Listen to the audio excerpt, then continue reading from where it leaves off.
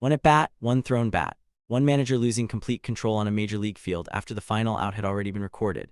What happened outside Busch Stadium on this night was something most baseball fans have never seen before, and it started with one of the greatest players in the game quietly falling apart at the plate.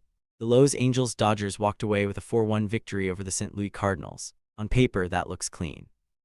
But inside that ballpark, something was building inning by inning, at bat, until it finally exploded in a way no one expected. The Dodgers needed that win badly. They had been grinding through a rough stretch, and any victory against a divisional caliber opponent carries weight. But the win came with a shadow hanging over it, because Shohei Ohtani, the player this entire franchise is built around, went hitless for the 4th consecutive game. And here at Baseball Daily, we break down exactly what happened, every at-bat, every mechanical flaw, and every second of that explosive post-game incident. We are closing in on our first 500 subscribers, and if you want real baseball breakdowns delivered like this every time, hit subscribe, drop a like, and share this video with any baseball fan you know. Now let's get into it. From his very first at-bat, Ohtani walked into trouble. The Cardinals came in with a tightly arranged defensive setup designed specifically to neutralize him. He never got comfortable.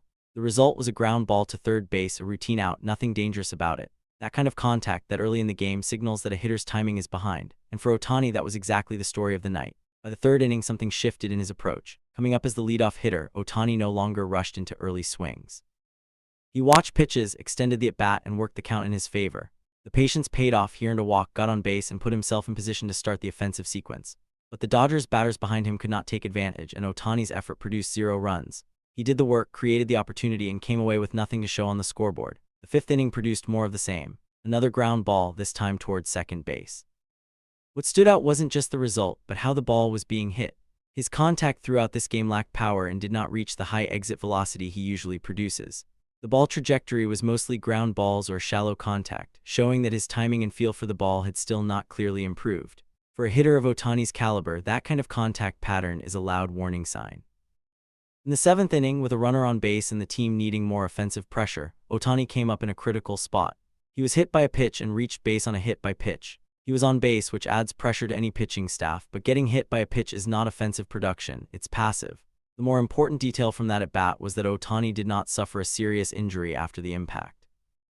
For a player carrying a two-way role as both a starting pitcher and a lineup cornerstone, any physical risk carries enormous consequences for the entire organization. His final at-bat came in the 9th inning with the Dodgers holding the lead, a chance to extend it to end the night on something positive. Instead, he produced a fly ball to center field. Game over, 0 hits, 3 hitless at-bats, 1 walk, 1 hit by pitch. His batting average dropped from .252 to .246. The numbers were difficult, but the visual was even more telling. After the final out, television cameras captured a moment that said everything. Ohtani sat alone in the dugout for an extended period, staring out at the field, not moving, not talking. He was replaying every at-bat in his head. Only after the post-game formalities were nearly finished did he stand up and rejoin his teammates for handshakes. In a brief post-game interview, Ohtani said, "Winning is the most important thing, but personally I'm not satisfied. I know I can do better in decisive situations." That moment of quiet reflection was about to be interrupted in a way no one anticipated. Cardinals manager Oliver Marmol unexpectedly left the dugout and moved directly onto the field, heading straight toward Ohtani.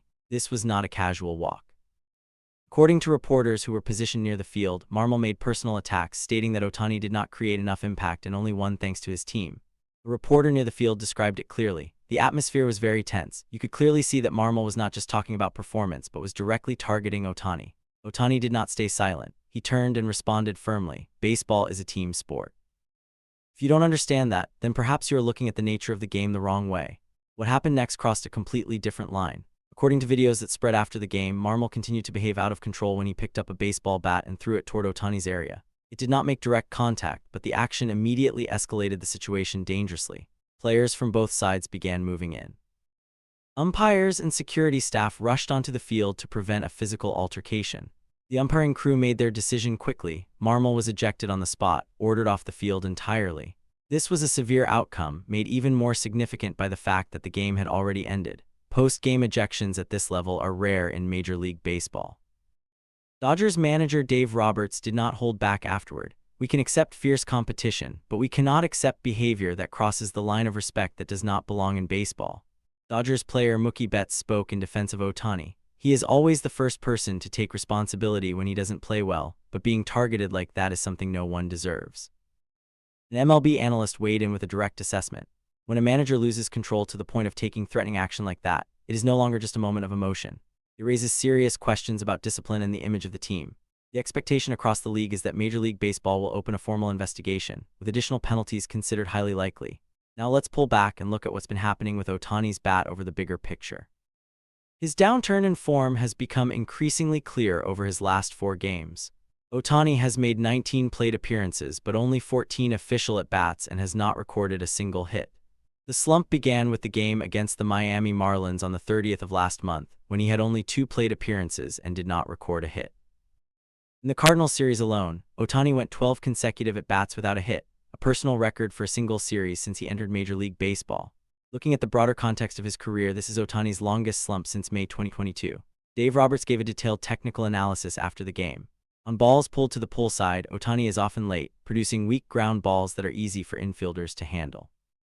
When he tries to drive the ball toward the outfield, he is also late on his swing, causing the ball to elevate but without the distance or power to reach extra bases. Roberts described this as an in-between state, timing that hasn't been properly recalibrated, swing mechanics that remain off. He was direct. Ohtani needs to make some small mechanical adjustments to regain the balance between hand speed and foot rhythm, a foundation that has helped him maintain elite-level hitting ability for many seasons. The core mechanical problems Roberts identified are specific swing angle deviation, contact point timing, and weight transfer inconsistency. These are not major structural flaws. They are small deviations that compound into a pattern of weak contact. Roberts also addressed the psychological dimension. A player who holds himself to Ohtani's standards will feel the weight of this kind of slump, but Roberts was clear that the coaching staff views this as a short adjustment phase, not a long-term concern.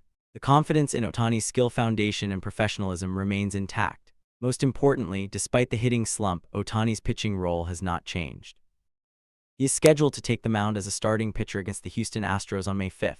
The Dodgers organization's commitment to his two-way value is unshaken, and the question now is whether the mound can give him the reset his bat is still searching for. This is the reality of elite baseball. One of the best players in the world is in the longest slump of his recent career. His team's opposing manager threw a bat onto the field and got ejected after the game ended. And somehow, the Dodgers still won 4-1. If you enjoy real baseball content and breakdowns like this, you'll like what's coming next on Baseball Daily. Every video on this channel is built around facts, real analysis, and the moments that actually matter in this sport. We are pushing toward 500 subscribers. If this breakdown gave you value, subscribe right now, hit the like button, and share this video with someone who follows the game. And drop a comment below. Who do you think comes out of this looking worse? Ohtani for the slump or Marmol for losing control completely? Let's talk about it.